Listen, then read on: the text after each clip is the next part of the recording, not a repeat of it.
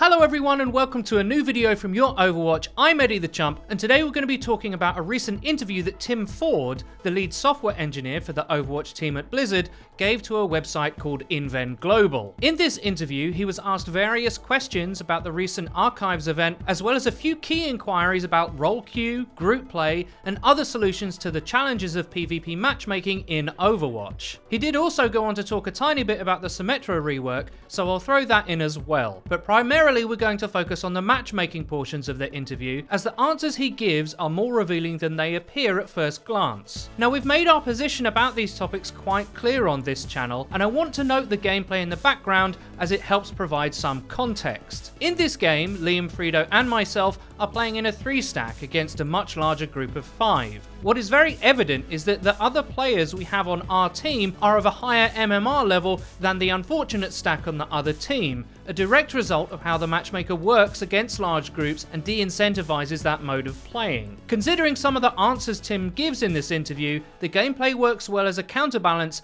to show the actual challenges players face and why a lot of people are dissatisfied with their player experience. The first question we're going to look at is this one. They asked Tim quite directly about role queue being a priority for many players and why Blizzard haven't chosen to implement such a system. Tim answers with, "Many players have been requesting this. However, one of the things the devs are considering as most important in the matchmaking is the time it takes for a queue. And issues like the ones Jeff Kaplan mentioned about the queue time for instances in WoW are what we've been concerned about. Even so, the balance in roles for queuing is also important, so we are trying to find an appropriate solution between the queue time and reasonable matchmaking." Now, from this answer we can infer a few things. One, it's true that currently, despite the matchmaker trying to find you as close to an even game as possible, as quickly as possible, it doesn't care how many players who play similar roles are put on one team. This is why we get wonky comps in competitive quite often. Queue times are important, obviously, and it makes sense that they are hesitant to place in very restrictive systems, which could lead to much longer waits for a game,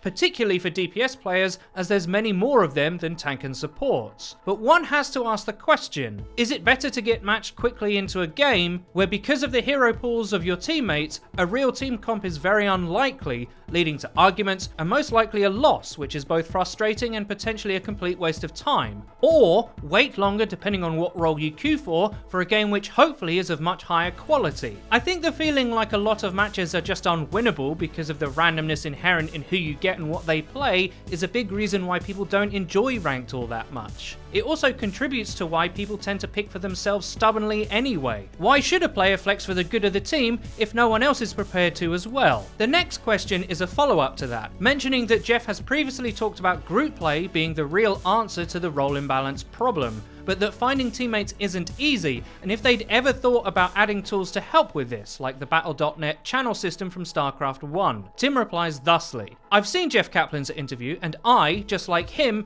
think the pre-made group is the main key. However, I don't think it is the perfect solution, since these groups could end up creating several different issues like longer queue time. Even if you do get to play a game in pre-made groups, wouldn't there be cases where things wouldn't work out during the communication? This is why this needs to be inspected from several viewpoints." On that note, the Battle.net channel system, like the one in StarCraft 1, is one of the things we are inspecting. Okay, so this is the real meat of the problem. The devs recognize group play as being the best answer to role imbalance, which is true, but Tim reveals something key in his answer. When talking about the issues playing in groups presents, he mentions longer queue times. The reason that's true is because Blizzard don't want groups playing against solo players if they can help it. The longer queue time for a group is a restriction that they impose themselves. It's artificial, and it's not the only manipulation the matchmaker performs. I'll refer you to the gameplay in the background. This 5-stack has had higher MMR solo players matched against them on purpose,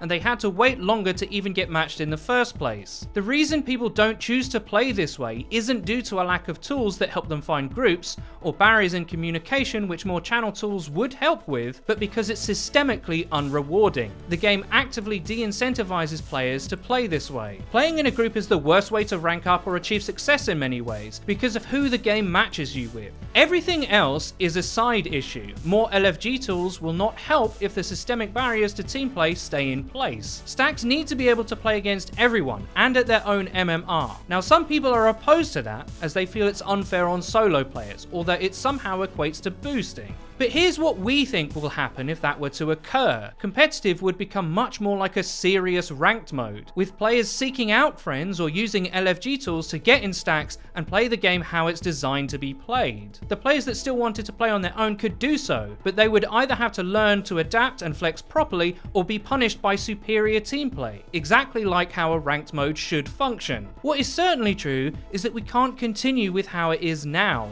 Gamers don't like the feeling that their time is being wasted, or that they're being placed in trash matches. But that's exactly what happens quite often now in Ranked. Role imbalance, wonky team comps, people playing only for themselves, one-tricking, etc. It can be a really toxic environment, and it doesn't need to be this way. But the answers to these problems may require adjustment from the player base to make it work. Now, after all that heavy conversation, it's time for a slightly lighter topic. The interview also contained questions about hero reworks, and this is what Tim had to say about the upcoming Symmetra changes. We are discussing the change right now, and although we can't tell you the details of each change, we would still like to let you know it will be a fairly dramatic change. One thing we can tell you is that Symmetra will turn from a support hero to a defense hero after the remake. Our aim is to make the usage of Symmetra even more flexible from it. So there you go. Sim is changing category, and they want her usage to be way more dexterous and flexible than she was before. That is good news, and I'm honestly very happy for fans of the character that they're going to be getting some major improvements. She didn't really fit in the support slot anyway, and like I've noted in many videos on this subject,